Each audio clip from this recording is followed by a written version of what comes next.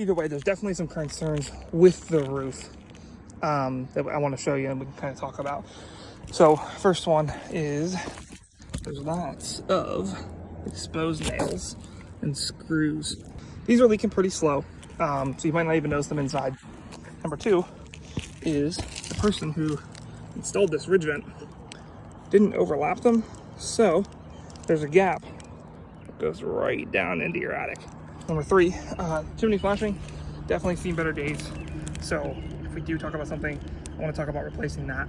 Next thing here, these pipes are usually one of the first things that go on a roof. You can kind of see how it's starting to dry rot. And what happens is, obviously water can get down in there. That happens because that rubber just dry rots in the sun. And then the last thing, this back roof. So this back roof here is too low of a pitch. If you look at it over here, you can tell that it's almost flat. So shingles are meant to shed water, so they're not waterproof. So their job is to keep water moving down the roof. What happens is in the wintertime, especially in the wintertime, when there's snow, as that snow melts, it's super easy for water to make its way up under these shingles.